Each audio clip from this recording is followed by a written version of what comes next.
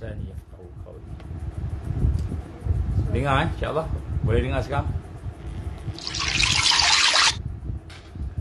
Boleh dengar sekarang? Dengar insya-Allah. Boleh dengar sekarang? Baik insya-Allah. Baik, kita mula sekali lagi dengan Ummul Quran Al-Fatihah. A'udzubillahi minasyaitonirrajim. Bismillahirrahmanirrahim. Alhamdulillahi rabbil alamin arrahmanir rahim maliki yaumiddin. Iyyaka na'budu wa iyyaka nasta'in. Ihdinas siratal mustaqim. Siratal ladzina an'amta 'alaihim ghairil maghdubi 'alaihim waladdallin. Amin. A'udzubillahi as-sami'il 'alim minasyaitonir rajim. Bismillahirrahmanirrahim. Innal hamdalillah nahmaduhu wa nasta'inuhu wa nastahdi wa nastaghfiruh wa na'udzu billahi min shururi anfusina wa min sayyiati a'malina. May yahdihillahu fala mudilla lahu wa may yudlil fala hadiya lahu. Asyhadu an la ilaha illallah wahdahu la syarika lahu wa asyhadu anna Muhammadan 'abduhu wa rasuluh. Qala rabbi shrah li sadri wa yassir li amri wahlul 'uqdatam min lisani yafqahu qawli. Rabbi zidni 'ilman amma ba'd. Assalamualaikum warahmatullahi wabarakatuh. Alhamdulillah, pertama-tama kita syukur pada Allah Subhanahu Wa Taala. Dengan izin Allah, kita diberikan kesempatan pada malam ini untuk sama-sama kita meneruskan program kita. Pada malam ni sebenarnya sepatutnya koopirasi, tetapi Allah izin tadi saya dalam perjalanan, jadi kita tak pasti sampai sempat tak sempat. Jadi insya-Allah pada malam ni kita buat tazkirah berkenaan dengan orang-orang yang menyesal, penyesalan di akhir zaman, dan juga insya-Allah koopirasi kita akan buat esok malam insya-Allah. Alhamdulillah, kita syukur pada Allah Subhanahu Wa Taala diberikan kesempatan. Marilah sama-sama kita mentajdidkan syahadah kita dengan kita mengikhlaskan hati kita. Sama-sama kita sentiasa memperbanyakkan kita kata kalimah la ilaha illallah dalam kehidupan kita. Kita berzikir padanya sehinggalah kita mendapatkan satu kekuatan. Apa kekuatannya? Antara kekuatannya ialah kita boleh merasai satu perasaan sayang kepada Allah Subhanahu Wa Taala. Jadi nak rasa sayang pada Allah, nak rasa takut kepada murka Allah, nak rasa nak timbul satu perasaan yang menghubungkan kita dengan Allah Subhanahu Wa Taala. Inilah satu perkara yang sebenarnya tidak ramai orang merasai, iaitu dia boleh merasakan bagaimana dekat dengan Allah tadi, sehingga kan dia rasa satu perasaan yang bahagia, tenang, gembira bersama Allah Subhanahu Wa Taala. Jadi tiap-tiap hari dia tenang, tiap-tiap hari dia gembira, tiap-tiap hari dia bahagia, walaupun dalam keadaan yang pelbagai-bagai. Contohnya mungkin ada masalah, mungkin ada kesusahan, mungkin ada perkara yang dia tak suka, tetapi Allah SWT bila berada di dalam hati, maka dia akan merasakan perkara itulah perkara yang paling bagus sekali. Kalau benda tak elok, dia akan sabar, dia boleh bersabar. Malahan dia merasai sesuatu yang tak elok itu menyebabkan dia lebih dekat dengan Allah. Dan dekat dengan Allah inilah merupakan perkara yang terbaik. Lebih baik kita hilang kawan-kawan, hilang saudara, hilang sahabat, kan? Kalau kita tengok sahabat kita, saudara kita, keluarga kita tu menjauhkan kita daripada Allah. Sahabat yang baik, tetapi tidak mendekatkan kita dengan Allah, lebih baik musuh yang mendekatkan kita dengan Allah. Ini satu perkataan yang agak besar. Mungkin orang tertanya, macam mana musuh boleh mendekatkan diri kita dengan Allah? Sahabat boleh menjauhkan diri kita dengan Allah. Sahabat dia akan menjauhkan diri dengan Allah bila dia mengajak kita kepada kelalaian, keingkaran. Kita jadi lara bersama dengan dia, seronok-seronok kita bermaksiat, seronok-seronok kita melakukan mungkar. Itu sahabat. Kalau sahabat yang begitu adalah buruk berbanding dengan musuh yang boleh mendekatkan kita dengan Allah. Macam mana musuh boleh mendekatkan kita dengan Allah? Bila musuh tu mengumpat kita, memfitnah kita, menyusahkan kita, Kan? Buat sesuatu yang kita tak suka, musuh kita tu, tiba-tiba kita semakin dekat dengan Allah. Kita minta ke Allah, merayu ke Allah, ya Allah, ada orang fitnah aku, ya Allah, ya Allah, ada orang kacau aku, ya Allah, ya Allah, ada orang mengancam aku, ya Allah. Ini musuh. Apabila musuh buat sesuatu yang kita tak suka, yang hakikatnya itu daripada Allah juga, maka itu lebih baik daripada sahabat, pasangan, anak-anak, orang yang dekat dengan kita, saudara kita tadi, yang menjauhkan kita daripada Allah. Jadi kita kena faham bahawa ada juga orang yang dekat dengan kita tu, dia boleh menjauhkan kita daripada Allah. Orang yang musuh, dia boleh mendekatkan kita dengan Allah. Macam mana musuh boleh dekatkan kita dengan Allah? Bila dia buat jahat kat kita, bila dia fitnah kita, bila dia buat sesuatu yang buruk pada kita, tiba-tiba kita semakin dekat dengan Allah. Kita bersyukur Allah dekat dengan kita. Saya bagi satu contoh lah. Kami masa kena serang kapal dulu, kan, masuk penjara, ada yang mati, ada yang cedera. Yang mati alhamdulillah syahid fisabilillah. Yang cedera, mereka mendapat satu perasaan rasa boleh bersabar. Yang melihat peristiwa itu, yang tak cedera, yang tak mati, kan, mungkin dia ketakutan sebagainya, dan dia merasai bagaimana dia telah lebih dekat dengan Allah, kerana dia telah terputus daripada nikmat-nikmat yang ada sahabat, saudara, keluarga sebagainya. Jadi kita ingat musuh tu buat jahat kat kita, sebab dia nak buat jahat. Tak, memang Allah Subhanahu Taala mengizinkan musuh buat jahat pada orang beriman. Kenapa? Sebab Allah nak kita yang beriman ni lebih dekat dengan dia. Mulalah kita menangis, ya Allah, orang boikot aku, ya Allah, ya Allah, orang fitnah aku, ya Allah, ya Allah, orang ancam aku, ya Allah, ya Allah, macam-macam kita mengadu ke Allah. Jadi rupa-rupanya musuh tu menjadikan kita lebih dekat dengan Allah. Kita tak perasan sebenarnya hakikat musuh-musuh kita tu, orang yang buat jahat kat kita tu, rupa-rupanya Allah SWT yang izinkan berlaku. Dan bila kita boleh hubungkan dengan Allah, ini qada qadar Allah, ini kudrah, kuasa Allah, iradah, ini kehendak Allah, dan sebagainya, ilmu Allah semua, maka kita pun semakin dekat dengan Allah. Jadi musuh yang mendekatkan kita dengan Allah itu lebih baik daripada sahabat yang menjauhkan kita daripada Allah. Ada sahabat-sahabat nampak baik, tapi rupa-rupanya dia sesat. Malam ni kita nak bincang sikit tentang manusia yang menyesal di akhir zaman. Manusia yang akan mendapatkan penyesalan di akhir zaman. Siapa dia ni? Jadi sebenarnya dalam Al-Quran, bila kita sebut tentang penyesalan, penyesalan ini dia ada banyak. Dan penyesalan itu Allah SWT menggambarkan kita menyesal, bukan di dunia, tetapi menyesal di akhirat. Kenapa? Kerana penyesalan di akhirat itu adalah kerugian yang nyata. Sebab tu surah Al-Asr yang kita baca tu, Bismillahirrahmanirrahim, wal 'asr innal insana lafi khusr. Demi masa, demi kehidupan, sesungguhnya manusia dalam keadaan kerugian. Jadi dalam rugi dia punya menyesal, dia akan menyesal. Illal ladzina amanu sampai habislah. Jadi sebenarnya manusia ni dalam keadaan menyesal. Jadi dalam Quran ada banyak ayat-ayat Allah Subhanahu Wa Taala yang menggambarkan penyesalan manusia. Menyesal manusia. Kita bacakan sedikit sebanyak yang ada sini, Antaranya Allah Subhanahu Wa Taala berfirman dalam suratul Furqan ayat 27. Allah berfirman, wa yauma ya'addu zalim ala yadayhi yaqulu ya laitani ittakhadhtu ma'ar rasuli sabila. Sadaqallahul azim. Ini suratul Furqan. Menyesal sangat, dan ingatlah perihal hari orang-orang yang zalim. Orang yang menyesal ni, yang zalim, menyesal ni zalim. Apa dia? Menggigit kedua-dua tangannya. Allah menggambarkan yadai. Allah tak menggambarkan menggigit kuku. Kalau kat dunia ni gigit kuku, tapi di akhirat nanti Allah gambarkan menggigit tangan dia, makan tangan, gigit tangan, gigit. Yadahi yaqul, dan mereka berkata, alangkah baiknya kalau aku di dunia dahulu mengambil jalan yang benar bersama-sama dengan Rasulullah sallallahu alaihi wasallam.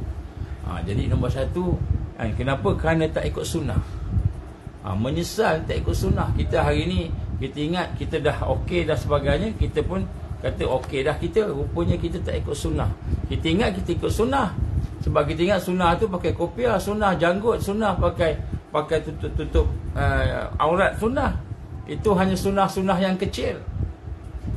Sunnah-sunnah yang kecil. Ada seorang tanya, adakah gempa di Turki tanda Imam Mahdi semakin hampir? Imam Mahdi dah dekat dah. Dah dekat dah, insya-Allah. Jadi apa yang berlaku semuanya menunjukkan dia semakin dekat. Baik. Jadi di sinilah kalimat penyesalan. Kenapa? Kerana tak ikut sunnah. Jadi hari ni kita ingat kan, kita dah buat prepping lah. Akhir zaman dah buat prepping.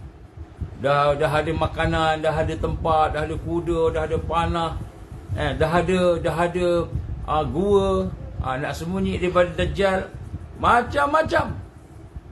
Tapi rupa-rupanya itu bukan sunnah. Itu hanya mengikut orang barat. Kenapa ikut orang barat? Orang barat di Amerika, kalau orang tahu kenal Amerika ni dia banyak bencana alam. Semua jenis bencana alam ada di Amerika. Sebut je, taufan ada, gempa bumi ada, tanah runtuh ada, gunung berapi ada, kan? Apa lagi? Terbakar, air panas ada, hutan terbakar ada, asap ada, semua ada. Sebut je apa jenis bencana ada kat Amerika belaka. Sebab apa? Negara orang yang banyak membunuh orang Islam. Banyak kerajaan dia yang banyak membunuh orang Islam. Setiap kali penganiayaan kepada orang Islam, Allah akan bagi balasan kepada sebahagian daripada mereka, tak semualah. Jadi sebab itulah orang Amerika ni, dia dah terbiasa dengan prepping. Sebab dia dah biasa dengan bencana alam. Kita tengok dalam video, kita ni nak bencana, nak buat apa, dah kena prepping. Maka sunnah kita ikut sunnah Amerika. Sunnah orang-orang yang bukan Islam. Kita tak ikut sunnah Nabi. Apa sunnah Nabi menghadapi akhir zaman? Sunnah Nabi bukan sediakan makanan banyak-banyak. Walaupun sediakan makanan tu okey, tak ada masalah. Sunnah Nabi prepping bukan memanah. Memanah ni sebahagian daripada riyadhah. Sunnah Nabi bukannya kita duduk dalam gua. Akhir zaman duduk dalam gua. Bukan. Itu bukan sunnah Nabi. Nabi pun tak duduk dalam gua kecuali masa mula-mula nak mendapatkan satu visi, satu hala tuju, satu blueprint kehidupan di Gua Hira, itu lain lah, kan? Ataupun ketika di Gua Sur, kan? Jadi sunnah Nabi apa? Sunnah Nabi yang paling besar berada bersama Taifah Mansurah, kan? La tazalu ta'ifah min ummati zahirina 'alal haq.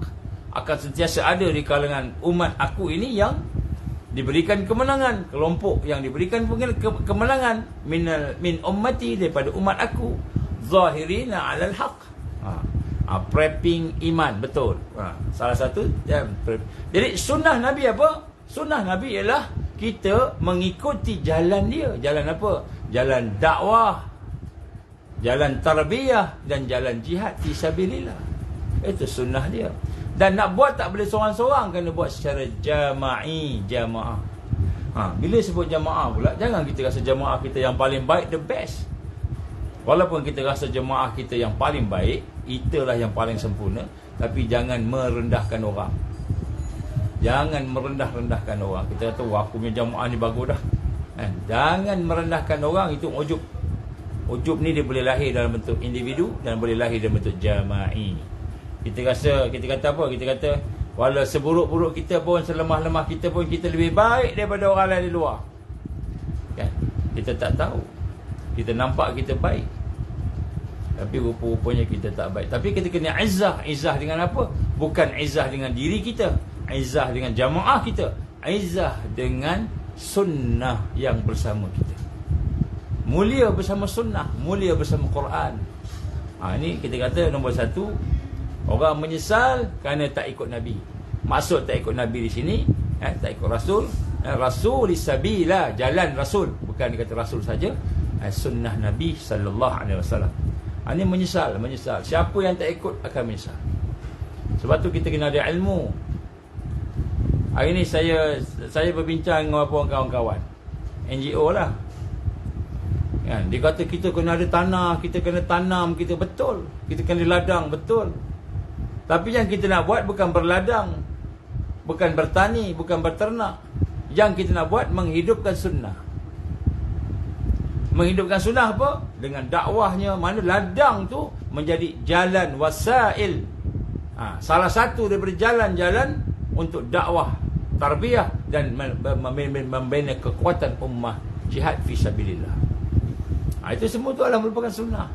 Jadi kita kena betulkan balik. Ya, sabilah, Rasul sabilah. Jalan-jalan Rasul. Kemudian yang kedua, menyesal juga di akhir zaman ini. Satu, sebab tak ikut sunnah. Yang kedua, menyesal kerana dia ikut kawan yang tak betul. Dan kawan tu dia rasa kawan tu betul. Allah gambar dalam suratul Furqan juga ayat 28. Ini yang ramai ni, yang ini ikut kawan. Apa dia ikut kawan? Ya wailata laitani lam attakhiz fulanan khalila. Subhanallah. Allah bagi kat kita sebiji hari ni. Kita bangga dengan kawan kita. Siapa kawan kita? Kawan kita ialah Tan Sri, Datuk Sri. Kawan kita ialah orang kaya-kaya. Kawan kita ialah Tun. Kawan kita ialah Yang di-Pertuan Agong Sultan. Kawan kita ialah raja-raja. Kawan kita orang istana. Kawan kita orang bisnes niaga. Kawan kita orang kawan karib kita. Kawan karib kita. Kan?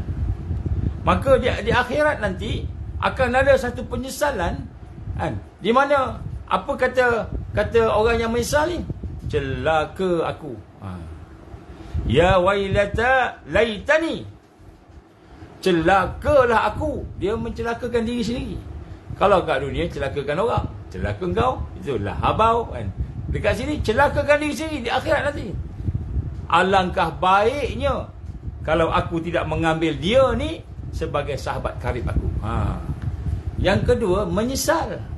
Kenapa menyesal? Kerana dia ada sahabat karib yang merosakkan dia. Menyesal. Jadi pada malam ni di akhir zaman kita nak kena tengok sahabat karib kita tu. Kena cek. Yang pertama, sahabat karib kita tu adakah dia mengikut sunnah Nabi sallallahu alaihi wasallam? Sunnah Nabi. Sunnah Nabi apa? Bukan pakai kopiah sunnah Nabi. Itu sunnah kecil. Sunnah yang kecil. Sunnah yang besar. Hidup bersama dakwah, tarbiyah dan jihad fi sabilillah. Itu sunnah besar. Sekali lagi saya sebut JDT. Jadi tengok sahabat karib kita. Tengok sahabat karib kita kaki karaoke. Sahabat karib kita orang yang lalai. Sahabat karib kita orang yang sentiasa mengajak kita kepada kerosakan, kemaksiatan, kemungkaran. Maka di akhirat nanti Allah menyebutkan orang yang menjadikan sahabat karibnya orang yang tak baik tu, orang yang mungkar tadi, dia akan mencelaka, kita mencela diri sendiri. Celaka aku, wa yazbillah min zalik. Ini perkataan suratul Furqan, perkataan Allah ni, firman Allah. Ya wailata laitani lam attakhiz fulanan khalila. Wahai celakanya aku. Gitu. Wahai celakanya aku. Alangkah baiknya kalau aku tak ambil kawan aku tadi tu sebagai kawan karib. Jadi dekat akhir zaman kita tengok siapa kawan kita. Menyesal kita nanti. Sekarang okeylah, sama projek, bila jumpa je, Assalamualaikum, boleh jumpa tak? Pukul 3 pagi ni kita nak bincang ni projek 1 bilion. 1 bilion projek. Pergi. Okey. Kat mana? Kedai biasalah, mamak tu.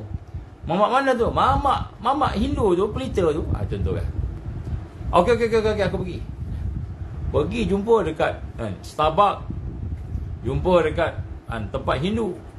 Jumpa dekat tempat-tempat yang bukan Islamik. Ada buka Islam, bukan restoran Islam. Pukul 3 pagi mana orang Islam buka dah. Semua dah tidur sebab nak bangun tahajud. Jumpa apa dia kan. Oi, kita dapat satu projek baru ni. Projek bagus punya. Apa dia? Aku dapat satu projek ni, proposal ada orang buat. Siapa buat? Adalah satu grup tu nama dia Ansar. Ansar, apa projek dia? Dia nak buat ladang rakyat. Dah diluluskan, PM luluskan. Berapa? 10 juta. 10 juta. Ya, kita boleh buat ni. proposal dia ada kat aku. Habis nak buat macam mana? Tukar di depan tu. Daripada Ansar jadi Ansur. Siapa Ansur tu? Kita lah. Kita jadi Ansur. Ansur tipu kan macam tu. Contoh tak ada kaitan dengan siapa pun. Jadi maknanya di akhirat nanti, antara kalimat penyesalan daripada seorang yang hidup di dunia ini ialah dia bersama kawan dia. Menyesal aku jadikan kau kawan. Menyesal aku bersama dengan kau. Projek ribu-ribu, juta-juta, bilion projek. Tapi rupa-rupanya membawa manusia kepada kerosakan. Subhanallah. Malam ni tuan-tuan dan puan, sahabat-sahabiah sekalian, mari kita tengok siapa sahabat baik kita. Siapa sahabat baik kita ni di akhir zaman ni? Dajjal ke? Kan? Orang yang menipu ke? Orang yang suka menipu ke? Ataupun kan? Al-Mahdiyin. Al-Mahdiyin ni apa? Al-Mahdiyin ni bukan Al-Mahdi, Imam Mahdi. Al-Mahdi ni orang yang mendapat hidayah. Itu dia. Kena tengok. Ada pula orang gelak Ansur. Kita Ansar, dia Ansur. Ansur tipu kan. Baik, jadi penyesalan bila kita tengok kawan baik. Nombor satu, tak ikut sunnah. Nombor dua, kawan kita. Jadi saya minta tuan-tuan tolong senaraikan siapa kawan-kawan baik kita. Kalau kawan baik kita jenis-jenis orang yang dilaknat oleh Allah, maka carilah orang yang disayang oleh Allah. Disayang oleh Allah. Kadang-kadang kita terpaksa. Macam mana nak buat ustaz? Saya terpaksa ustaz satu pejabat dengan dia. Jadi macam mana kita nak handle satu pejabat dengan dia tu? Kan? Kita tengok dia, jangan nampak dia sebagai kawan kita. Nampak dia sebagai mad'u, orang yang kita nak ajak pada kebaikan. Orang yang kita nak dakwah. Tengok dia kan. Kalau cakap mesti menipu, kalau cakap mesti mengumpat, kalau cakap mesti fitnah. Tiga ni. Menipu, mengumpat, fitnah kalau cakap. Kita tengok dia, sebelum dia cakap stop kan. Mari kita baca Quran sekejap. Bismillahirrahmanirrahim. Bacakan Fatihah kat dia. Kau ni kenapa baca Fatihah kat aku ni? Bukan apa, kita ni dah selama dah berpuluh tahun duduk dalam pejabat sama-sama. Kau ni kalau aku jumpa tiga benda: tak menipu, kau mengumpat; tak mengumpat, kau fitnah. Fitnah orang. Inilah perbualan kita. Sekarang ni aku dah sedar, semalam dengar Ustaz Nur Azman sebut menyesal di akhirat nanti, menyesal di dunia ni bila kawan-kawan kita, kawan-kawan yang jauh daripada Allah. Marilah sama-sama kita bertaubat kan? Bertaubat. Ajak dia bertaubat sekali. Kita ni dah nak mati tadi, nak akhir zaman ni kan. Baik, jadi maknanya nak sebut kat sini bagaimana kita perlu melihat kawan-kawan kita. Kerana orang yang melakukan kejahatan, dia ada kesan tak kat kita? Ada kesan. Kawan kita mengumpat, kita ada kesan tak? Ada kesan. Kawan kita buat jahat, ada kesan tak? Ada kesan. Sebab tu kita kena ada perasaan nak berdakwah, nak ajak dia kepada Allah. Kalau tak mampu nak ajak kepada Allah, ajak kepada tempat-tempat yang boleh membuat dia tersentuh. Seperti mana? Mat, kau free tak petang besok? Kenapa? Marilah aku nak ajak kau satu tempat, aku nak belanja kau makan cendol kan, cendol bakar. Cendol bakar? Ya, cendol bakar. Cendol ni kan, cendol boleh bakar. Jom mai ikut kan. Kita pun bawa dia kat mana cendol bakar tu? Kat Batu Dua. Batu Dua mana ni? Mari ikut je lah. Okey, besok petang kan nak makan cendol bakar. Kita pun bawa dia kat Batu Dua. Rupanya Batu Dua tu kubur. Ni kubur ni. Betul lah. Aku bawa kat kau sini. Lepas ni kita pergi makan cendol bakar. Aku belanja kan. Apa benda ni? Marilah sini kita jumpa, tengok ziarah kubur sahabat kita yang dah mati tahun lepas, atau yang mati minggu lepas. Mati pasal apa? Yang mana satu ni? Si Ahmad tu yang mati AFI tu, kesan sampingan sebab dicocok. Oh ya ke? Mai sini. Bismillahirrahmanirrahim. Bagi Fatihah kat dia kan. Ahmad, kau dah pergi dulu daripada kami Ahmad. Kau dah menghadap Allah Ahmad.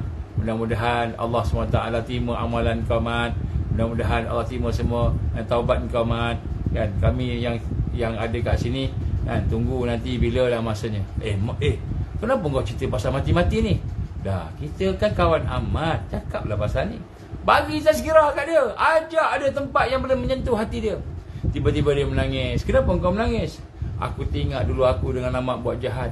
Aku pergi berzina sama-sama dengan Ahmad. Aku pergi berjudi sama-sama dengan Ahmad. Aku pergi buat benda-benda yang Allah tak suka sama dengan Ahmad. Hari ni aku teringat Ahmad dah masuk dalam kubur, aku masih hidup lagi. Aku rasa sebab dia kata. Alhamdulillah. Lepas tu bawa cendol bakar ni makan. Sampai bismillahirrahmanirrahim. Aku ingat cendol ni dibakar betul. Rupanya namanya cendol Pak Bakar. Dia panggil cendol bakar. Tuannya Bakar, Abu Bakar. Oh, macam gitu. Kalau kita tak mampu nak bawa, nak dakwah pada sahabat-sahabat kita ni, ajak pada tempat-tempat yang boleh menyebabkan dia tersentuh. Bawa ke kubur. Awak kubur lah. Lepas tu pergi ziarah hospital pula. Lepas tu pergi ziarah hospital. Nak gimana ni? Aku belanja kau. Jangan takutlah. Lepas kita pergi ni, aku belanja kau char kuih tiaw. Penang punya char kuih tiaw. Baik punya. Mari kata. Pergi. Rupanya pergi hospital. Kita nak ziarah siapa hospital ni? Kan? Kita pergi ward ICU. Ward Intensive Care Unit. Orang yang nak mati dah. Nak ziarah siapa? Tak ada siapa-siapa. Kita tengok je. Pergi masuk tengok orang tua tu tercungap-cungap, nak bernafas pun susah. Kita ni Allah bagi nafas elok. Ya Allah, ampunkanlah dosa kami. Kau bagi aku boleh bernafas, tapi aku tak syukur. Ya Allah. Kau tengok tu mata dia buta habis mata dia. Mata dia habis mata dia. Dah tak boleh nampak lah. Kita ada mata boleh nampak. Ya Allah, ampunkanlah dosa kami. Gunakan mata untuk bermaksiat. Ajak kawan-kawan kita, sekawan baik tu. Kau ni kenapa mula-mula bawa pergi kubur, lepas tu bawa pergi hospital? Kau nak mati dah ke? Dah. Nak ingatkan diri kita, kita ni akan jumpa Allah. Kita tak perasan, kita tak sedar. Bila kita ada kawan ni, sahabat baik ni, kita kena usaha dakwah. Kalau tak pandai cakap, bawa ke tempat yang boleh menyentuh dia. Lepas pergi hospital, bawa pula pergi ke masjid. Jangan cari masjid yang besar, yang hebat, tapi kosong. Pergi masjid hebat besar, masjid namanya dibuat daripada besi. Besi namanya masjid besi. Besar, tapi kosong. Ni tak ada kena-mengena dengan besi, mana-mana besi tu. Ini contoh. Ataupun masjid marble. Ataupun masjid, ada macam-macam masjid. Masjid Al-Aqsa, apa semua ada. Satu tempat tu semua, kristal lah. Kan, daripada marble semua masjid ada. Tapi, orang tak ada. Jadi kita bawa pergi masjid pula. Masjid yang hidup. Hidup dengan apa? Dengan jamaah yang saleh. Jamaah yang hidup dengan iman. Ini barulah kita membawa sahabat kita tu kepada kebaikan.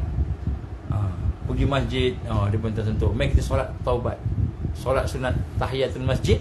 Lepas tu kita buat solat sunat duha. Lepas tu kita buat solat sunat taubat. Engkau ni asyik ajak ke ni. Alah, kita kan kawan baik. Tak pernah kita pergi masjid berjamaah. Kita selalu pergi disco, pergi karaoke, pergi main golf. Semua pergi, kecuali masjid je. Mai hari ni kita pergi masjid, pokok lah Allah terima taubat kita. Jadi kita ajak sahabat kita supaya kita tidak menjadi menyesal. Kalau tak kita menyesal nanti. Dia sahabat baik, bertahun-tahun dah kawan dengan dia. Lepas tu ajak pergi arcade. Ada orang cakap ajak pergi arcade pula. Arcade ni bendanya, arcade ni rimbunan kasih. Bawa pergi sana. Ni bulan puasa, insya-Allah kita akan buat ihya Ramadan di sana. Siapa nak datang, jom. Kita akan berkemah di sana. Nak rasa duduk di Padang Arafah. Duduk di Padang Arafah bulan Ramadan, bukan bulan haji, bulan Ramadan. Bawa kemah, duduk dengan anak-anak, kita beriktikaf di rimbunan kasih. Alhamdulillah kita ada buat masjid kecil, surau. Jadi nak sebut kat sini, bawa pula ke tempat-tempat begitu. Ni apa benda kau bawa ni, Mat? Jumpa ni benda-benda macam ini ni, aku tak suka lah. Baik kita pergi main golf. Tengok sini, orang-orang tu semua bekerja dengan ikhlas, buat sebagainya. Ini semua nak buat, nak membina satu sistem untuk buat makanan yang boleh membawa kepada kekuatan umat. Mai ni dengar sikit apa ustaz tersebut. Contohnya kita pun dengar, macam gitu. Tidur rumah agam tak payah lagi. Hak tu lepas iman dah naik. Kalau tak nanti dia jadi hantu pula. Baik, jadi kita tengok sahabat kita di akhirat akan ada penyesalan di mana aku menyesal kawan dengan kau. Jadi sebelum kita sebut yang itu, menyesal, maka hendaklah kita tengok siapa kawan kita sekarang. Siapa kawan baik kita? Kawan sama main golf, kawan sama main snooker, kawan sama pergi karaoke, sama kawan-kawan pergi disco, pergi mana-mana. Tengok, cari.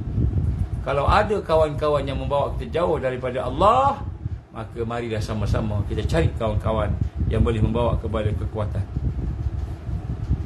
Jadi ada macam-macam penyesalan. Jadi saya tak mau pergi jauh sangat. Ada banyak ayat-ayat Allah. Contohnya dalam surah An-Naba, inna anzarnakum azaban qariba. Azaban qariba. Yauma yanzurul mar'u ma qaddamat yadah wa yaqulul kafiru ya laitani kuntu turaba. Sesungguhnya segala apa yang kami cakap buat kamu, tanda-tanda yang ada, sebagainya semua, berita-berita kami, itu Allah memberi amaran kepada kamu dengan azab yang dekat. Azaban qariba. Sesungguhnya azab dekat sangat. Dari kita ni azab dekat sangat dah. Yauma yanzurul mar'u ma qaddamat yadah, iaitu apa maksud azab yang dekat tadi? Satu hari di mana seseorang itu akan melihat apa yang telah dikerjakan di dunia ini, apa yang dibuat oleh tangannya.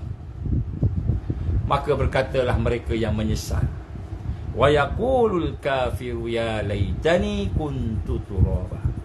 Maka berkatalah orang-orang yang kufur tadi itu, alangkah baiknya kalau aku menjadi tanah. Kalau aku menjadi tanah. Besok pagi kita pergi kerja, kita pergi sekolah, pergi mana-mana, atau malam ni keluar rumah kita tengok sekejap, pergi tengok tanah. Pergi tengok tanah. Allah gambarkan nanti dekat akhirat ada orang menyesal sangat. Tanah ni tempat kita pijak-pijak dengan kaki kita. Dia akan kata, ya Allah, alangkah baiknya kalau aku jadi tanah.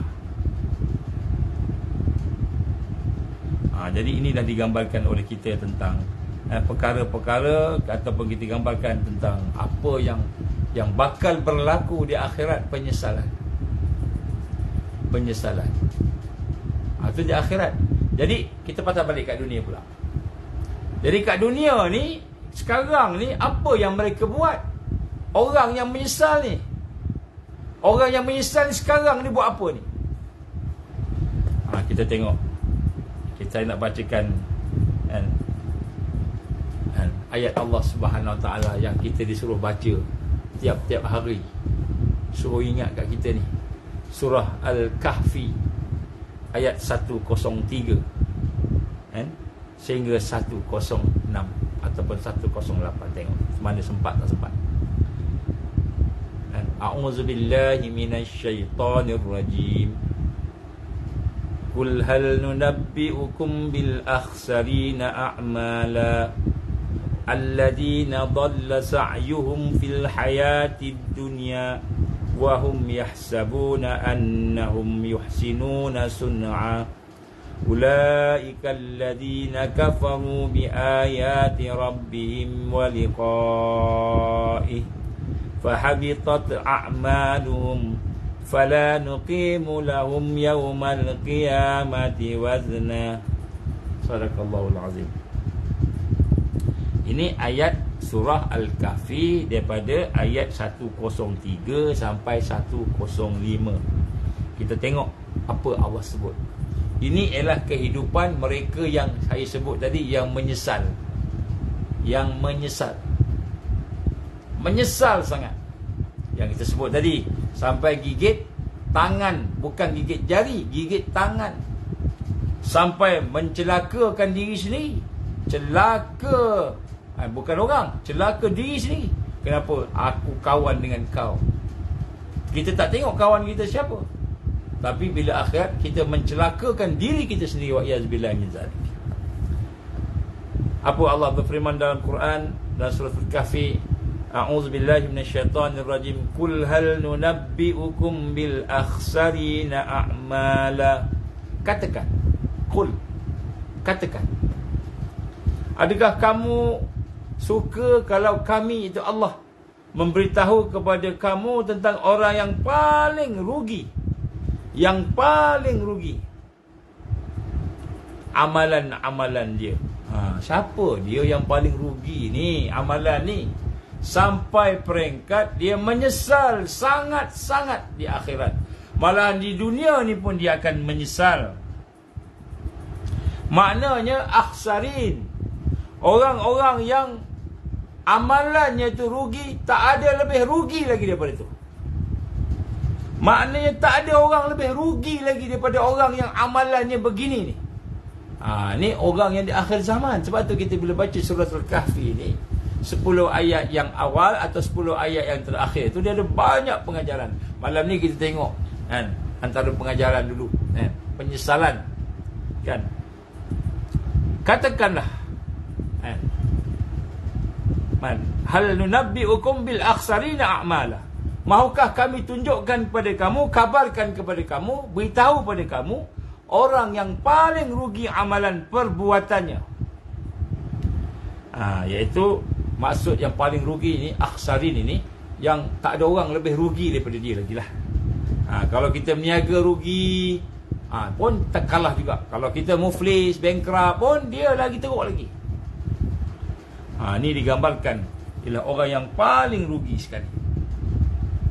Maka kalau kita tengok di dalam tafsir Ibn Katsir, saya bacakan sedikitlah tafsir Ibn Katsir. Dia ada mukhtasar, dia ada yang ringkasan.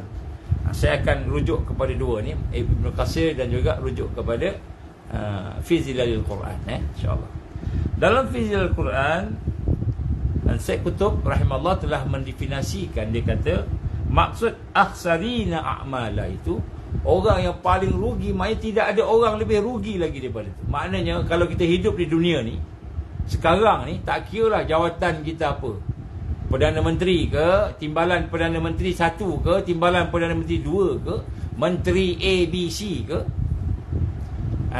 tak kira lah kita yang di Pertuan Agong ke, kita Sultan ke, kita Tengku Mahkota ke, kita Raja Muda ke, tak kirakah kita yang bernama ulama ke, Qadi Mufti ke, tak kira lah kita yang bernama engineer, doktor, tak kira lah kita yang bernama guru, pencarah, tak kira siapa kita. Apabila kita melakukan perbuatan ini, kita melakukan perbuatan yang rugi, amal yang rugi, yang tidak ada rugi lebih daripada itu. Maka dalam Ibn Katsir dia menggambarkan bahawa Imam Al-Bukhari rahimahullah meriwayatkan daripada Mus'ab. Saya bacakan ringkasannya.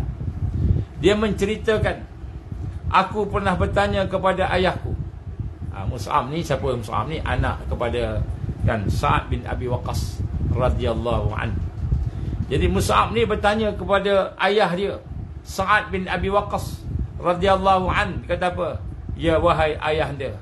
Dia pun baca, qul hal nunabbi'ukum bil akhsarina a'mala. Maka dia berkata, ayat ini katakanlah, apakah kamu mahu kami menceritakan, beritahu kepada orang yang paling rugi sekali perbuatannya? Apakah dia orang-orang al-hurriyah ataupun hururiyah? Bukan hurriyah, hururiyah. Hururiyah ni apa? Orang yang tidak menepati janji dengan Allah, orang yang melanggar Islam. Maka Sa'ad bin Abi Waqqas menjawab, sahabat Rasul sallallahu alaihi wasallam menjawab, dia kata apa? Dia kata sesungguhnya yang dimaksudkan di situ adalah orang Yahudi dan Nasrani. Orang Yahudi dan Nasrani. Kenapa? Kerana orang Yahudi ini dia mendustakan Muhammad sallallahu alaihi wasallam. Dan orang Nasrani ni kenapa? Dia engkar, tak nak ikut. Dia kata pula tidak ada syurga, syurga tak ada air, tak ada makan, tak ada minum. Ini orang Nasrani dan Yahudi ni mengikut sahabat Sa'ad bin Abi Waqqas radhiyallahu anhu. Jadi maknanya di sini dalam ayat ini digambarkan oleh sahabat Rasul sallallahu alaihi wasallam, digambarkan oleh Ibn Katsir dalam tafsirnya itu, bahawa orang yang paling rugi ni adalah orang yang di kalangan Yahudi dan Nasara.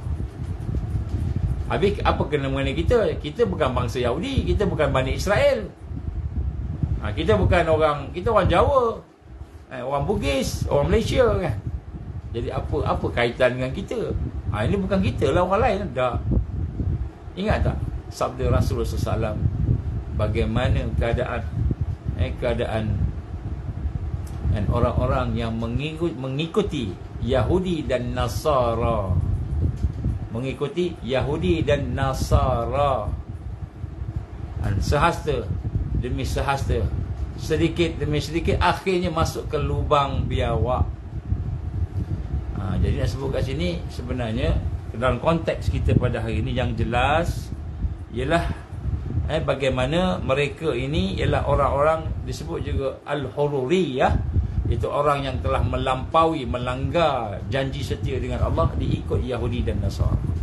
Ya, sebab tu hari ini tuan-tuan dan puan, apabila yang menguasai dunia ini adalah yang Yahudi dan Nasara, dan orang-orang yang sekutu dengan Yahudi dan Nasara, dan Allah pun dah gambarkan bahawa tak ada orang lagi lebih musuh ketat kepada orang Islam ini melainkan al-Yahud, orang Yahudi dan juga orang musyrikin. La tajidanna ashaddan nas adawatan lil ladzina amanu al-yahud wal ladzina asyraku.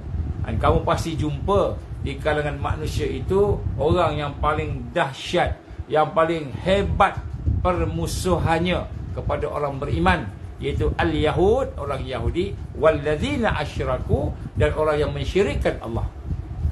Maka hari ini, siapakah orang yang paling rugi amalnya? Akhsarina a'mala, mereka yang ikut Yahudi dan Nasara. Mereka yang mengikut Yahudi dan Nasara. Ini nombor satu. Jadi sebab itulah hari ini kita kena faham, apabila kan WHO belakangnya itu Zionis, pertubuhan-pertubuhan besar belakangnya Zionis, ada kepimpinan yang belakangnya Zionis, ada alim yang belakangnya Zionis, ada di kalangan orang Islam yang belakangnya Zionis, Nasara wal Yahud, dan juga orang musyrikin. Maka sesiapa yang mengikut mereka, Allah gambarkan kat sini, an akhsarina a'mala, itulah amalan yang paling rugi. Yang paling rugi. Ini sahabat-sahabat buat tafsir, saya cuma sampaikan je. Sebab itulah kalau ada di kalangan mereka yang memberikan pandangan dan pendapat, memberikan research dan bagaimana apa-apa pun, kita nak kena hati-hati. Bukanlah kita kata semua Yahudi itu jahat belaka. Tidak. Ada yang baik. Ada yang baik. Ada yang Muslim pun. Ada orang Yahudi masuk Islam pun. Ada orang yang asalnya Nasara masuk Islam pun. Ada. Tetapi yang dimaksudkan ini yang memusuhi Islam, Zionis. Jadi kita hari ini mengaku Islam, mengaku beriman, tapi kita percaya kepada Yahudi dan Nasara lebih daripada percaya kepada Allah, Quran dan hadis. Ini orang paling rugi ni. Tak kira lah siapa dia. Apa contohnya? Sampai coronavirus, dia kata coronavirus tidak ada ubat. HIV tak ada ubat. AIDS tak ada ubat. Pakat tak ada ubat belaka. Kita pula yang tak belajar medik, kita belajar agama, tapi kita tak belajar sains. Kita belajar agama, kita tak belajar sains. Kita pun kata, oleh kerana kita bukan pakar sains, kita ikutlah orang yang pakar. Orang yang pakar kita ikut tu orang Yahudi buat apa? Kalau Yahudi yang baik lain. Yahudi yang di belakangnya ada Zionis. Mulkan Jabariyah, kepimpinan-kepimpinan diktator. Kita ikut pasal apa? Dah tak ada ke ahli-ahli saintis Islam yang cerdik? Tak ada ke? Ada, banyak. Kalau kat Malaysia ni, Dr. Mustafa, Profesor Dr. Mustafa Ali, hebat dia. Pakar toksikologi, pakar farmakologi. Bahagian toksik, racun, dia pakar. Bahagian ubat, farmakologi, dia pakar. Dia kata Sebelum ni dia bercakap, lepas tu tak boleh cakap dah. Dia cakap, dia kena buang daripada jawatan dia. Dia kata coronavirus ada ubat. Sama macam mana Nabi sebut coronavirus ada ubat. Tiba-tiba tak ada ubat. Kita hanya ada vaksin. Maka kita pun nak kena cocoklah vaksin tu. Sebab apa? Tak ada ubat. Kenapa vaksin ni boleh bagi imun kita kuat? Tuan-tuan dan rahmati Allah, herd immunity semua diubah. Semua diubah. Hari ni lepas daripada cocok-cocok, ramai pula kena side effect pula. Aduh, kesan sampingan. Saya minta maaf tuan-tuan, benda ni dah nyata depan kita dah.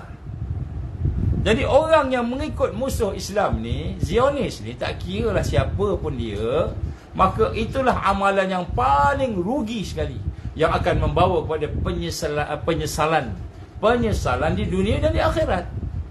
Bukan saya kata, Allah sebut dalam Quran. Jadi kita lihat hari ni, kan kita kata, oh okey dah, bagus dah.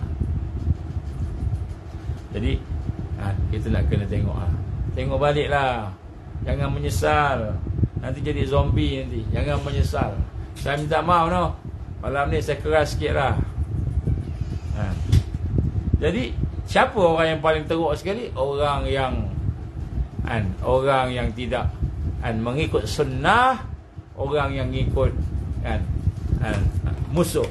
Apa kata WHO? Apa kata WHO? Penyakit ni tak ada ubat. Penyakit kanser tak ada ubat, WHO kata. Sampai sekarang kita percaya. Pergi jumpa doktor minta maaf. Saya ingat lagi ada seorang anak murid saya, dia kena kanser tulang. Kanser tulang.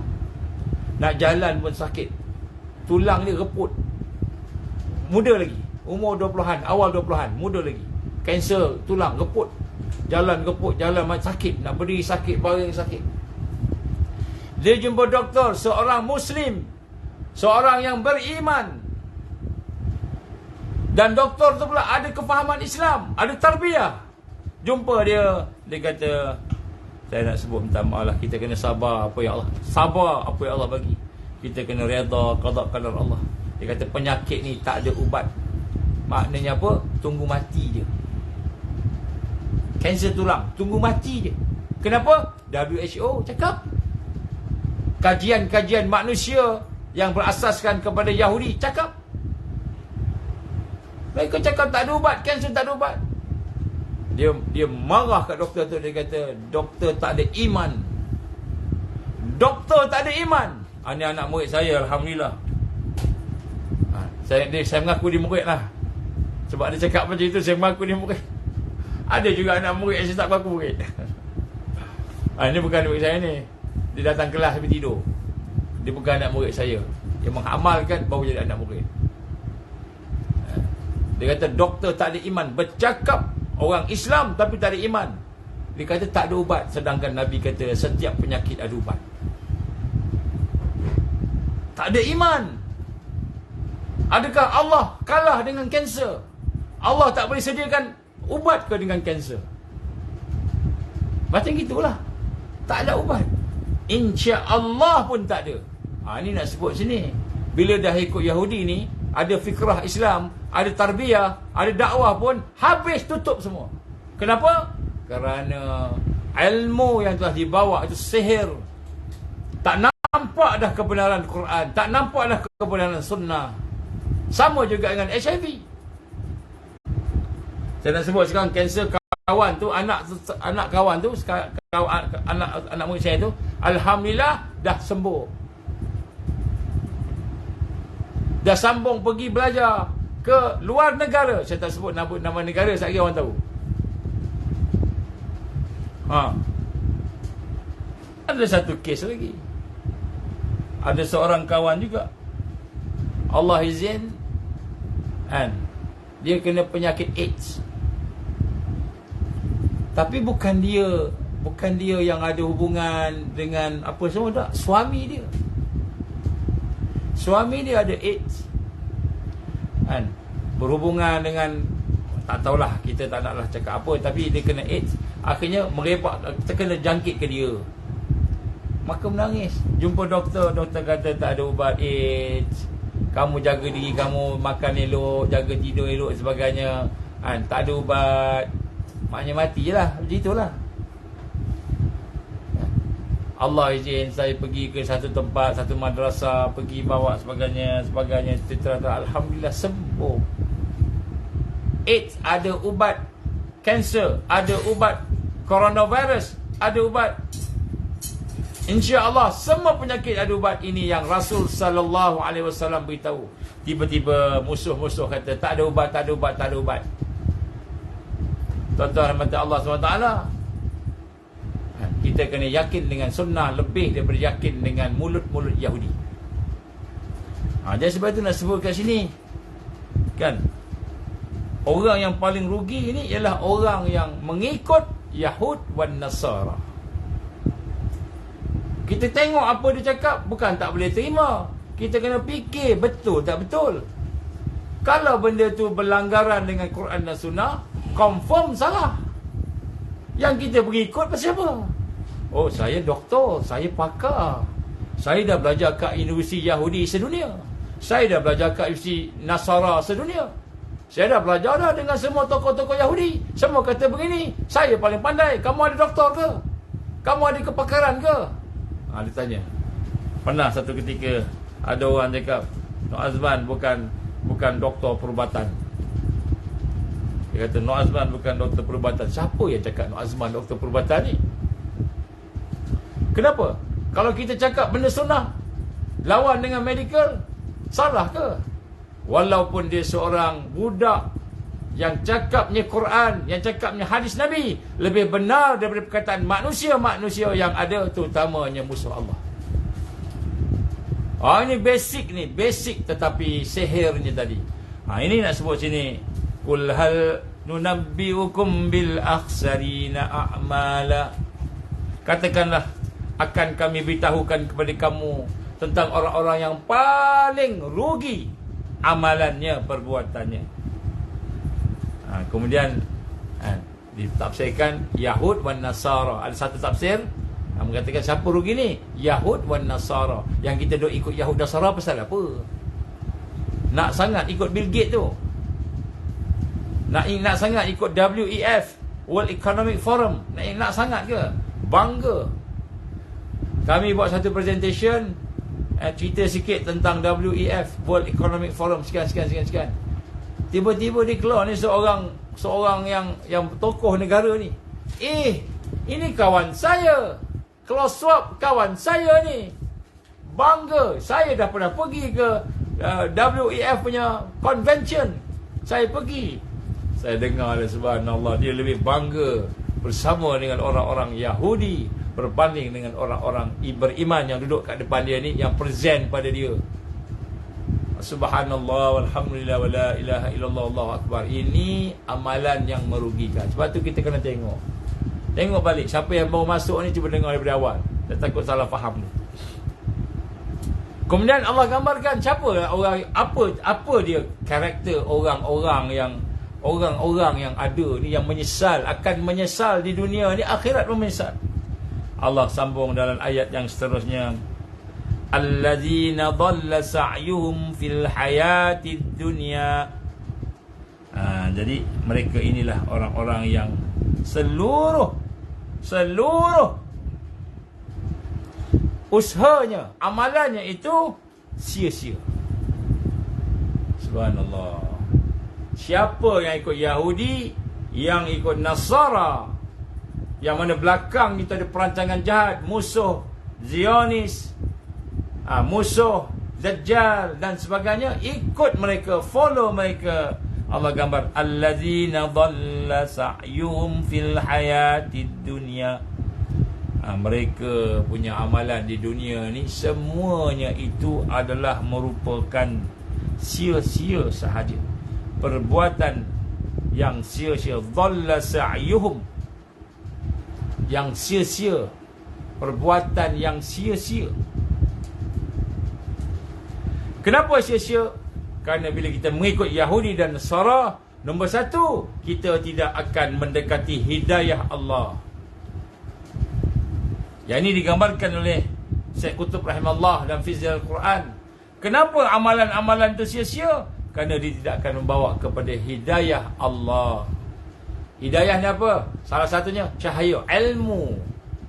Tak nampak dah. Betul lah.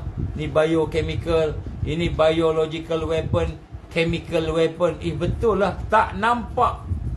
Tak nampak. Ceritalah kat dia macam mana. Sebab dia dah ikut Yahudi Nasara.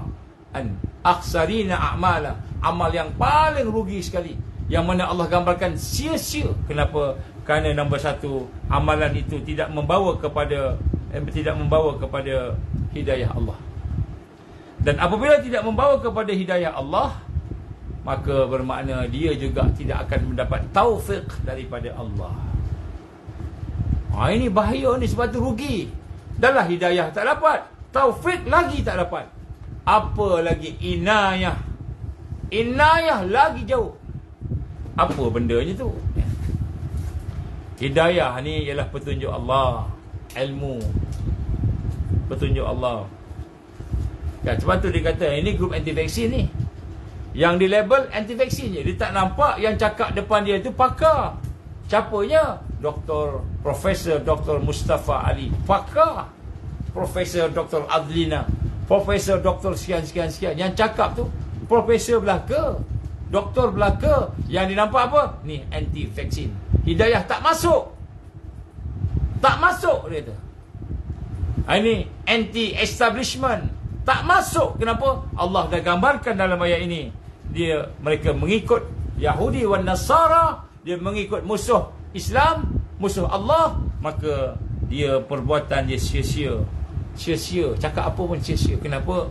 Kerana mereka tidak mendapat hidayah Allah. Tidak mendapat satu yang berfaedah. Tidak mendapat satu yang berfaedah. Apa yang Allah gambarkan di sini, ini semua benda yang menyesal, tuan-tuan. Saya tak nak cakap siapa-siapa, no. Saya tak nak cakap kat siapa-siapa. Kita tengok muhasabah diri kita sendiri. Jangan kita ikut Yahudi dan Nasara. Jangan kita cakap orang lain. Tengok diri kita. Kemudian Allah gambarkan dalam ayat yang keempat juga. Allah sambung lagi. Wahum yahsabuna annahum yuhsinuna sun'a. Apa dia? Sedangkan mereka sangka mereka sedang melakukan amalan yang baik. Mereka ingat mereka buat baik. Itu masalahnya. Itu masalahnya. Jadi bila mengikut Yahudi, bila mengikut Nasara, maka amalan dia merupakan amalan yang buruk, yang paling buruk. Dan kemudian bukan saja paling buruk, an dhalla sa'yuhum fil hayati dunya. Perbuatan itu menjadi sia-sia. Kenapa menjadi sia-sia? Kerana tak dapat hidayah Allah, tak dapat taufik Allah, tak dapat inayah Allah, tidak mendapat rahmat Allah, tidak mendapat barakah Allah. Kerana amalan-amalan itu amalan yang merosakkan tadi. Kemudian yang lebih buruk lagi, bila dia tak dapat hidayah, bila dia tak dapat hidayah Allah, bila dia tak dapat taufik Allah, maka dia kata wahum yahsabuna annahum yuhsinuna sun'a. Mereka sangka, mereka rasa-rasa, mereka jangka-jangka bahawa apa yang mereka buat itu baik dan betul. Jadi mereka ingat apa yang dibuat itu betul belaka. Mereka yakin bahawa yang mereka buat ni betul. Betul lah. Kita kena buat macam gini. Kalau tidak, kan, nanti kita mati kena AIDS. Nanti kita mati kena coronavirus. Padahal orang yang sembuh coronavirus tanpa vaksin berapa ramai? Berapa ramai orang sembuh kerana tanpa dia punya ubat dia tu. Kita cakap ubat, dia kata vaksin. Vaksin bukan ubat. Tapi orang ingat vaksin tu ubat. Dia dah sebut kat sini bagaimana Allah SWT menjadikan amalan mereka sia-sia, hilang, tak ada apa kekuatan, dan kemudian mereka buat benda yang sesat. Dia ingat betul dah. Sombong.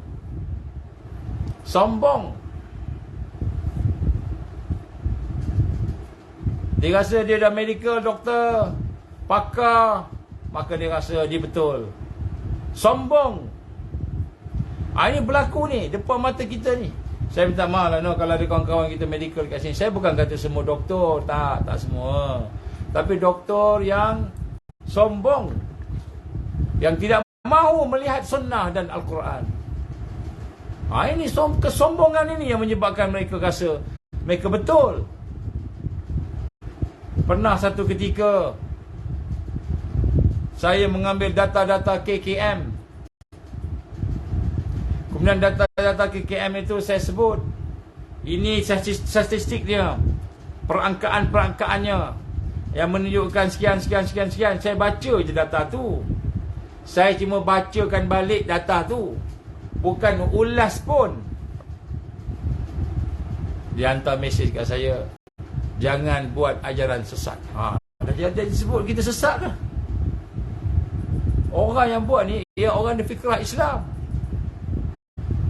yang ada ilmu tentang dakwah, tarbiyah dan jihad, tetapi sangkut dengan amalan dunianya. Buta matanya dan mata hatinya, buta mata hatinya. Dia kata kat saya sesat. Saya cuma ambil data daripada KKM, saya letak kat situ, saya bacakan data tu. Tiba-tiba interpretasi dia sesat. Saya kata dengan dia, kalau saya tak sesat, Nabi kata, siapa yang mengatakan orang tu sesat dan orang tak sesat, sesat akan kembali kepada dia. Saya cakap macam itu. Dia hantar mesej lagi sekali. Dia kata, wahai saudaraku, akhi, saudaraku, minta maaf. Ana minta maaf. Alhamdulillah. At least dia terima hadis Nabi yang tu. Saya kata, kalau saya tak sesat, kalau saya sesat, mudah-mudahan saya bertaubat kepada Allah. Tapi kalau saya tak sesat, orang yang kata orang sesat tu, orang yang lain tu sesat, dia tak sesat, maka akan kembali patah balik ke dia. Allah akan masukkan dia dalam jalan menuju ke kesesatan kalau dia tidak bertaubat. Bukan kata setakat akhi minta maaf, saudaraku minta maaf. Tak, kena bertaubat. Menyesal. Kalau tidak tak keluar sampai sekarang, tak keluar daripada jalan tu. Allah gambarkan mereka tak sedar. Mereka tak sedar sebab dah kena sihir. Dia ingat ilmu manusia ni paling hebat sekali. Saya belajar sampai UK, saya belajar sampai dekat England, saya belajar sampai kat Ireland, saya belajar sampai kat Australia. Takkan ilmu yang saya belajar ni salah? Saya buat kajian sendiri. Takkan kajian saya ni salah? Dah asasnya salah, kajian pun salah lah. Apa kata soalan SPM? Di manakah asalnya Aminah? Ada satu perenggan, di mana asalnya Aminah? Kita jawab, Aminah berumur 70 tahun. Kerana dia telah bertongkat, dia telah begini begitu. Cakap panjang jawapannya. Aminah umur 70 tahun. Tapi soalannya, di mana Aminah? Asal Aminah. Kan lain tajuk tu. Kita belajar perubatan, Ibnu Sina rahimahullah menggambarkan, bila kita belajar perubatan, saya belajar perubatan supaya saya lebih kenal dengan Allah. Saya lebih kenal dengan kuasa Allah. Saya lebih kenal dengan kelemahan diri saya. Tiba-tiba kita belajar perubatan, kita lawan Allah. Allah kata semua yang penyakit ada ubat. Kita kata tak ada, penyakit ni tak ada ubat, penyakit ni tak ada ubat, yang ada hanyalah vaksin. Saya tak cakap siapa-siapa tau. Janganlah pula kita terasa pula. Tapi nak sebut kat sini kan, memang dalam ayat ni Allah gambarkan mereka yang berada dalam suasana-suasana begitu, mereka tak rasa salah sebab dia rasa betul. Wahum yahsanun, minta maaf, wahum yahsabuna annahum yuhsinuna sun'a. Dia rasa amalan dia betul, dia sangka. Apa maksud ni? Maka kata para ulama kita mentafsirkan ayat ini, dia kata apa? Maksud sangka ni, dia dia rasa je amalan ni baik. Nombor satu, mereka ni lalai. Lalai kat mana ni? Lalai dalam menghidupkan hati dan iman. Ui, adakah dia tak ada iman? Ada iman, tapi iman yang mandul, iman yang mati, iman yang rosak, iman yang mensyirikkan Allah, iman yang mensyirikkan Allah Subhanahu wa ta'ala.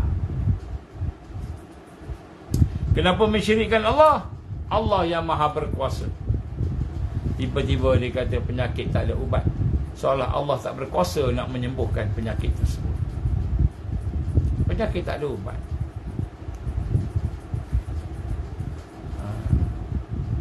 Orang mati pun boleh dihidupkan.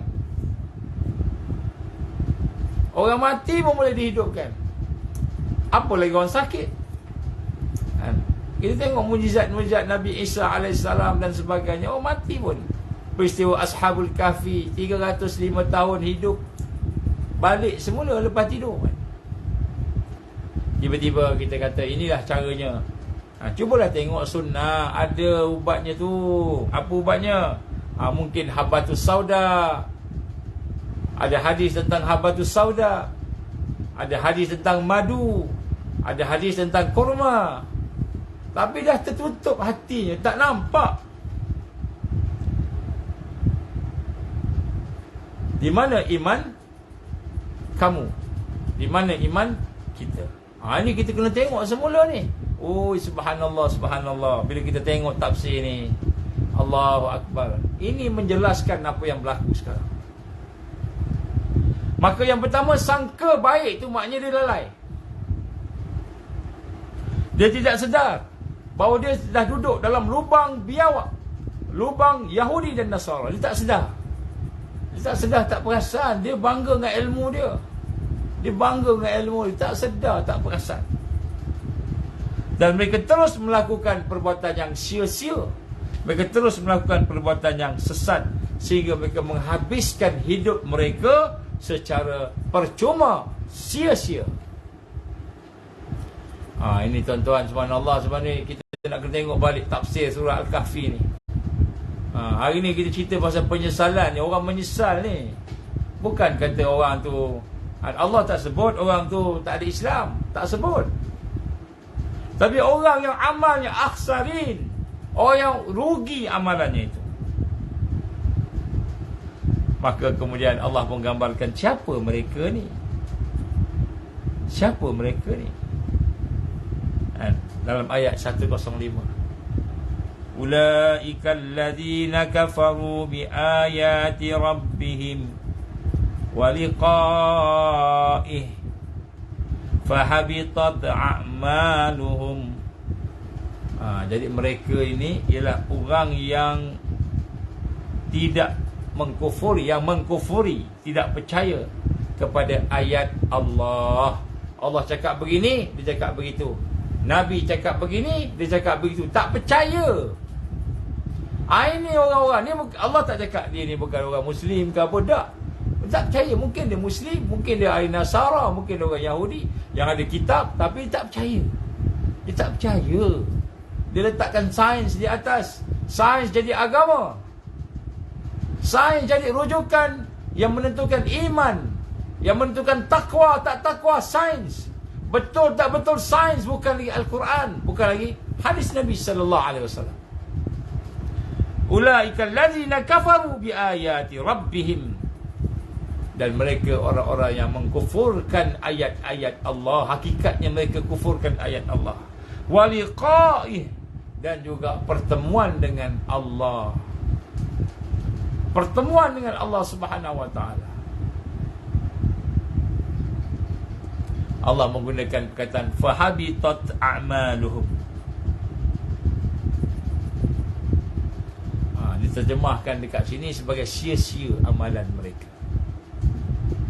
Maknanya habitat ini, kalau mengikut apa yang digambarkan oleh Syekh Qutb rahimallah, Syekh Qutb dia kata apa? Habitat ni asalnya penyakit kembung perut.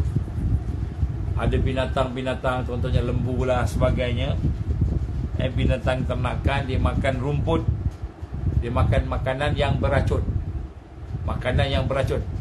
Jadi bila dia makan makanan yang beracun tu kan, jadi menyebabkan perutnya itu kembung, boncit perutnya. Jadi orang tengok, wah sihat, perutnya besar, sihat. Makan kambing, perutnya besar, lembu perut besar, oh sihat ni badannya. Jadi macam itu, angin tadi, racun. Tetapi rupanya penyakit ini boleh membawa maut, boleh membawa kematian kepada binatang tadi. Jadi Allah menggunakan habitat, fahabitat a'maluhum. Nampak macam amalnya hebat, nampak macam amalnya di present, siap ada presentation dengan gambar-gambarnya, dengan bagan sebagainya, nampak hebat amalannya. Padahal habitat kan, amalan-amalannya nampak hebat, tetapi dia ada penyakit dia. Penyakit dia racun yang dah dibawa dalam ilmu. Ilmu itu telah diracuni, sehingga sains menjadi agama. Sains teknologi, sains jadi agama. Apa bukti sains jadi agama? Apabila kita meletakkan sains lebih tinggi daripada Quran, daripada hadis, itu sains menjadi agama kita. Maka Allah menggunakan perkataan ini amat tepat sekali, kerana orang apa binatang yang terkena habitat ini, itu penyakit yang kena racun. Makanan itu ada racun, rumput itu beracun, maka kelihatannya kembung, kelihatannya besar, menyebabkan dia rasa dia okey, ataupun tuan dia rasa okey ni, tak ada apa ni, bagus ni, sihat ni, perut dia besar, sihat ni, ada banyak daging dan sebagainya. Tapi rupa-rupanya hanyalah merupakan penyakit yang akan membawa mati, maut kepadanya. Begitulah amalan-amalan mereka yang mengasaskan kepada Yahudi dan Nasara, musuh Islam tadi. Maka amalan itu nampak macam hebat, macam best, cemerlang, excellence, tetapi rupa-rupanya ialah merupakan satu yang akan mematikan, merosakkan. Saya baca ayat dia. Ulaikal ladzina kafaru bi ayati rabbihim wa liqa'ih fahabitat a'maluhum fala nuqimu lahum yaumal qiyamati wazna. Maka sambungannya, kami tidak akan memberikan apa-apa penilaian kepada mereka. Jadi nampak macam hebat, pergi conference sana, conference sini, cakap sana, cakap sini, keluar TV, keluar radio, sampai putih-putih rambut, mempertahankan jahiliah ni, sampai putih-putih rambut dia, sampai dipanggil doktor putih. Bukan doktor putih, doktor kapas. Sampai dipanggil doktor kapas, putih rambutnya, mempertahankan. Saya tak cakap pada siapa-siapa yang bernama kapas ya. Sampai putih, berfikir. Tapi Allah gambarkan apa? Tidak ada nilai.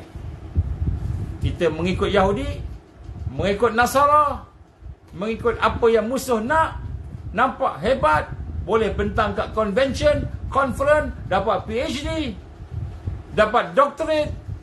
Di sisi Allah tidak ada nilai.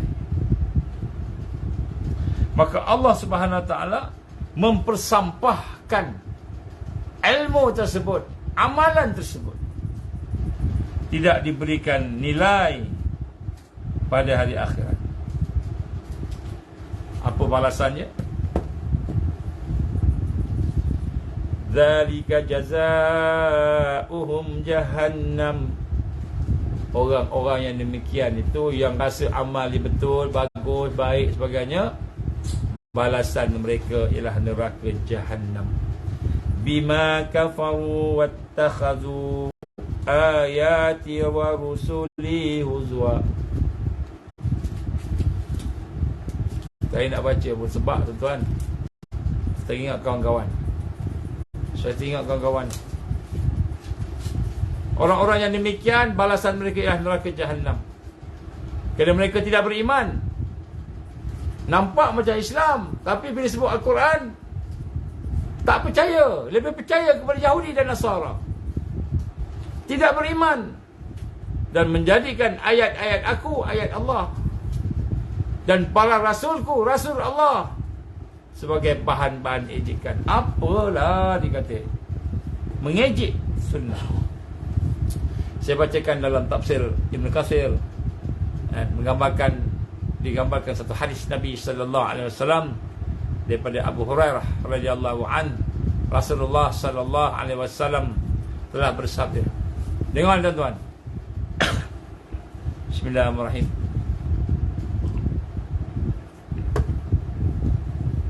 Pada hari kiamat akan datang seorang yang berbadan besar lagi gemuk.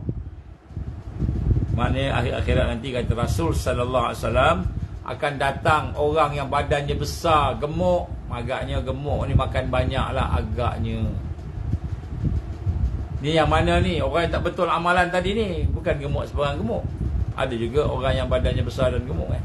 Tapi pada hari kiamat akan datang seseorang yang berbadan besar lagi gemuk, yang tidak melebihi timbangannya di sisi Allah daripada beratnya sayap nyamuk. Jadi Nabi kata apa? Ada orang badan besar hebat, besar badan sihat, agaknya orang kaya agaknya badan besar ni. Perut dia semua tegap dia kan, pemandu lagi dan sebagainya. Berat, tetapi di sisi Allah tak ada nilai. Tidak ada nilai, tidak lebih daripada berat sayap nyamuk. Allah tak nilai pun apa yang ada kat dia. Maka Nabi bersabda, melanjutkan kata-katanya, maka jika kamu berkehendak, bacalah,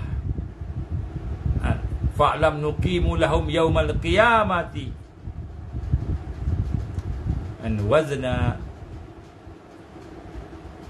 dan kami tidak mengadakan suatu penilaian, kami tak nilai mereka, amalan mereka pada hari kiamat. Ini hadis riwayat Imam Bukhari dan Muslim.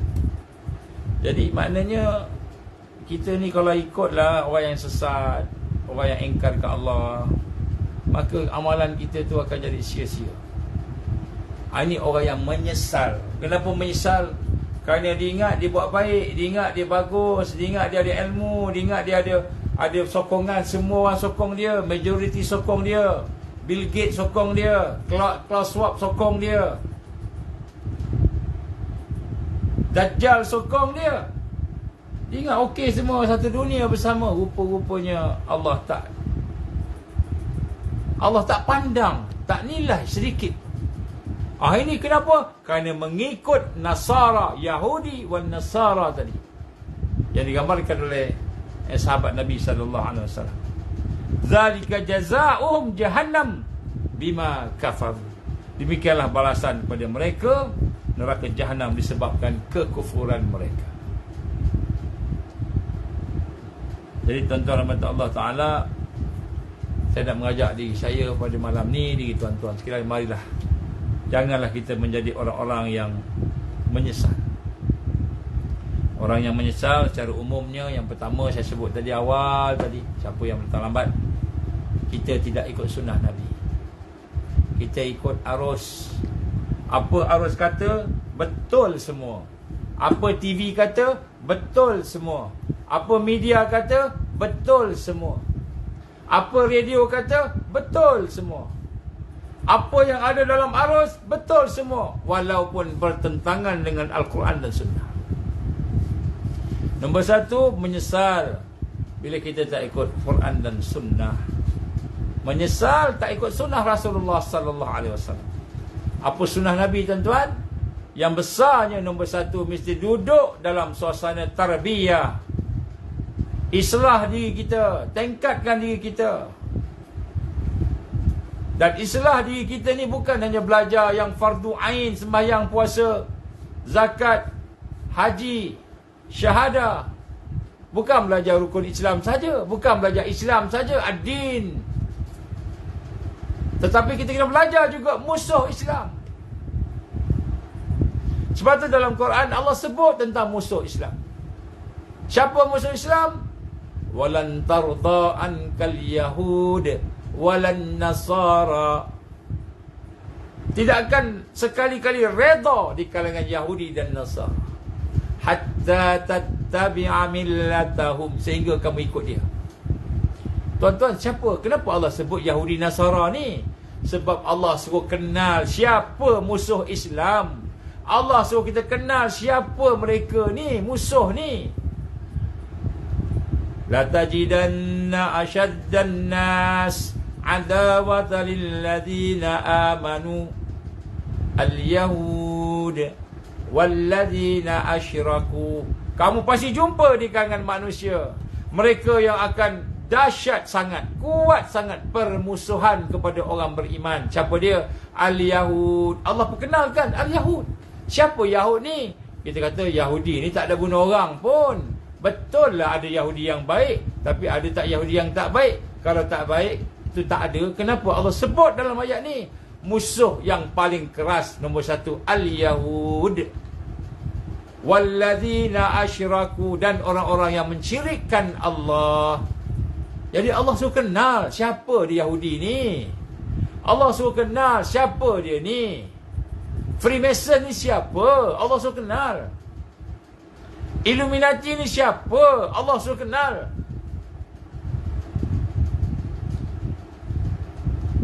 Kalau kita tak kenal, kita tak boleh mati dalam Islam. Ya ayyuhalladzina amanu, ya ayyuhalladzina amanu udkhulu fis-silmi kaffah wa la tattabi'u khutuwatis syaitan innahu lakum aduwwum mubin. Allah gambarkan, wahai orang beriman, masuk dalam Islam sepenuhnya. Kenapa? Kalau kita tak boleh masuk Islam sepenuhnya, kita tak boleh mati dalam Islam haqqa tuqatih. Jadi sebut kat sini kan, kita kena kenal siapa dia. Wala, jangan kamu ikut jejak langkah perancangan jahat syaitan. Kena kenal siapa syaitan, kena kenal perancangan jahat. Allah dah sebut dalam Quran. Wala tattabi'u, jangan kamu ikut khutuwatis syaitan. Khutuwa ni perancangan. Dia bukan setakat langkah-langkah, perancangan. Khutuwati perancangan syaitan. Kena tahu apa perancangan jahat dia, konspirasi tu kena tahu, bukan teori, fakta. Kemudian apa kata dia? Innahu lakum aduwwum mubin. Mereka ni musuh yang nyata. Jadi kita kena kenal lah pakatan jahat ni. Jangan cakap orang yang pakatan jahat ni cocok logi, orang konspirasi. Tak. Memang Quran suruh kita cari, kenal, supaya kita tak mati dalam keadaan tidak beriman. Ya ayyuhalladzina amanu taqullah haqqa tuqatih.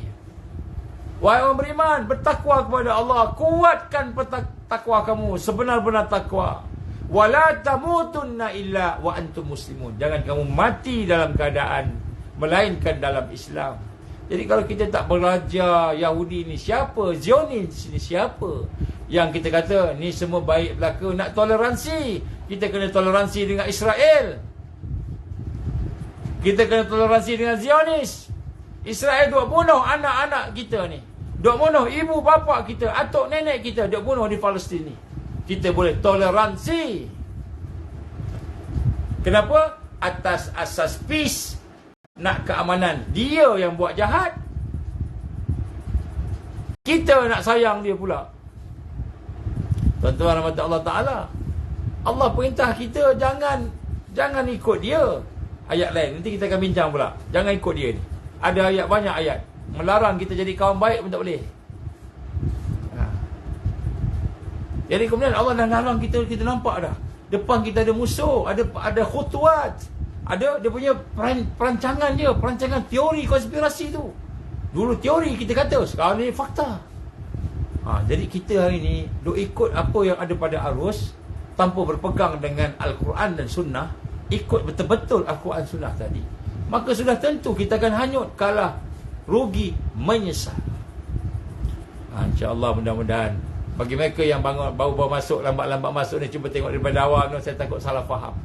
Tengok daripada awal, baru faham apa kita masukkan ni hari ni. Saya terpaksa sebut tegas pada malam ni. Kenapa? Kita tak lama dah masa kita.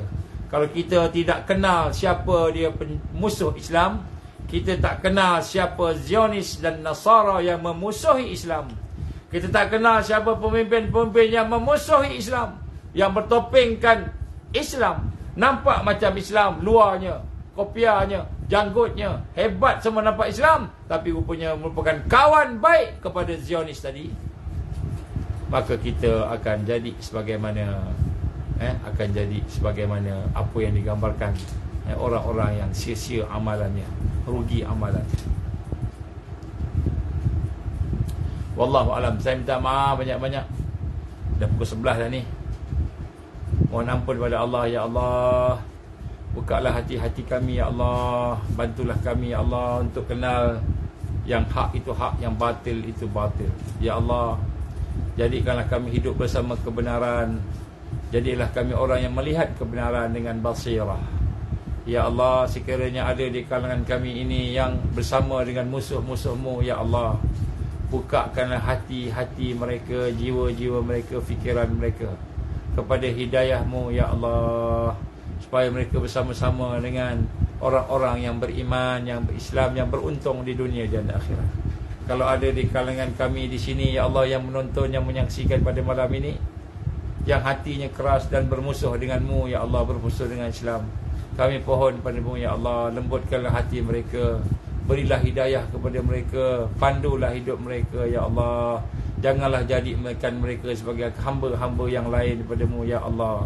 Berilah petunjuk kepada mereka, ya Allah. Berilah hidayah kepada mereka, ya Allah. Mereka dah dengar apa yang kami sampaikan pada malam ini. Kami dah dengar, mereka dah dengar apa yang kami katakan pada malam ini, ya Allah, ayat-ayat-Mu. Ya Allah, kami mohon ampunkanlah kelemahan kami. Janganlah jadikan kelemahan kami, keaiban kami, dosa kami, rawasib jahiliah kami, ya Allah. Janganlah jadikan kehinaan pada kami, kejahilan pada kami, kemalasan pada kami ini, ya Allah, sebagai perkara yang menghalang hidayah-Mu, taufik-Mu, inayah-Mu, rahmat-Mu, barakah-Mu, ma'unah dan karamah-Mu, ya Allah. Ya Allah, tolonglah kami, ya Allah. Malam ni kita doa pada Allah, minta Allah hidayah. Kita bukan musuh dengan siapa-siapa, kita bukan lawan siapa-siapa, kita bukan nak lawan dengan kerajaan ke, dengan Perdana Menteri ke, dengan menteri ke, dengan parti pembangkang ke. Kita bukan nak lawan dengan siapa-siapa. Kita nak ajak manusia kepada Allah. Kita nak ajak manusia kepada Allah. Mudah-mudahan Allah Subhanahu Wa Taala mengizinkan asbab perbincangan pada malam ini. Mudah-mudahan Allah bagi hidayah pada kita semua, pada semua yang dengar. Kita ada umur yang pendek, tak lama dah. Kita akan menghadap Allah. Mudah-mudahan Allah terima kita dengan keampunannya, kelemahan kita tadi. Ya Allah, ya Allah, ya Hayyu ya Qayyum, birahmatika nastaghits, ya Allah, ya Hayyu ya Qayyum, birahmatika nastaghits, ya Allah, ya Hayyu ya Qayyum, ya Dzal Jalali wal Ikram. La ilaha illa anta, antallah al-wahid al-ahad as-samad alladzi lam yalid wa lam yulad wa lam yakul lahu kufuwan ahad. Berilah hidayah kepada kami semua, ya Allah. Berilah taufik-Mu kepada kami semua, ya Allah. Rahmat-Mu kepada kami semua, ya Allah. Inayah, nusrah kepada kami, barakah kepada kami, ya Allah. Berilah kepada kami ma'unah dan karamah untuk menang di atas jalan Allah, menang di atas fi sabilillah. Ya Allah, satukanlah hati-hati kami. Kita doa, insya-Allah, mudah-mudahan kita tak termasuk dalam golongan orang yang menyesal di dunia, menyesal di akhirat. Menyesal di dunia, menyesal di akhirat. Aku qouli hadza, astaghfirullahalazim li wa lakum. A'udzubillahi minasyaitonir rajim. Bismillahirrahmanirrahim. Alhamdulillahi rabbil alamin. Wassalatu wassalamu ala asyrafil anbiya'i wal mursalin wa ala alihi wa sahbihi ajma'in. Allahumma innaka ta'lamu anna hadhil qulub qad istama'at ala mahabbatik wa taqat ala ta'atik wa tawahadat ala da'watik wa ta'ahadat ala nusrati syari'atik fawasikallahumma rabitataha wa adimuddaha wa hadiha subulaha wa amla'aha binurika alladhi la yakhbu washrah suduraha bifaidil iman bik wa jamilit tawakkul alaik wa ahyiha bima'rifatik wa amit ala syati fi sabilihi. Ya Allah, innaka ni'mal maula wa ni'mal nasir. Allahumma inna nas'aluka lisanan ratiban bi dzikrik wa qalban maf'uman bi syukrik wa badanan hayyinan layyinan bi ta'atik. Allahumma inna nas'aluka imanan kamila ونسألك قلبا خاشعا ونسألك علما نافعا ونسألك يقينا صادقا ونسألك دينا قيما ونسألك العافية من كل بلية ونسألك تمام الغنى عن الناس وهب لنا حقيقة الإيمان بك حتى لا نخاف ولا نرجو غيرك ولا نعبد شيئا سواك واجعل يدك مبسوطة علينا وعلى أهلنا وأولادنا ومن معنا برحمتك ولا تكلنا إلى أنفسنا طرفة عين ولا أقل من ذلك يا نعم المجيب ربنا أتمم لنا نورنا واغفر لنا إنك على كل شيء قدير ربنا هب لنا من أزواجنا وذرياتنا قرة أعين واجعلنا للمتقين إماما ربنا اغفر لنا ذنوبنا وإسرافنا في أمرنا وثبت أقدامنا وانصرنا على القوم الكافرين ربنا أتمم لنا نورنا واغفر لنا إنك على كل شيء قدير ربنا آتنا في الدنيا حسنة وفي الآخرة حسنة وقنا عذاب النار ربنا تقبل دعاءنا إنك أنت السميع العليم وتب علينا يا الله إنك أنت التواب الرحيم وصلى الله على سيدنا محمد وعلى آله وصحبه وبارك وسلم سبحان ربك رب العزة عما يصفون والسلام على المرسلين والحمد لله رب العالمين سبحانك اللهم وبحمدك أشهد أن لا إله إلا أنت أستغفرك وأتوب إليك بسم الله الرحمن الرحيم والعصر إن الإنسان في خسر إلا الذين آمنوا وعملوا الصالحات وتواصوا بالحق وتواصوا بالصبر wabillahi taufik wal hidayah. Assalamualaikum warahmatullahi wabarakatuh. Tolong forwardkan kat sahabat-sahabat kita ni, ramai yang mungkin tak tahu, insya-Allah.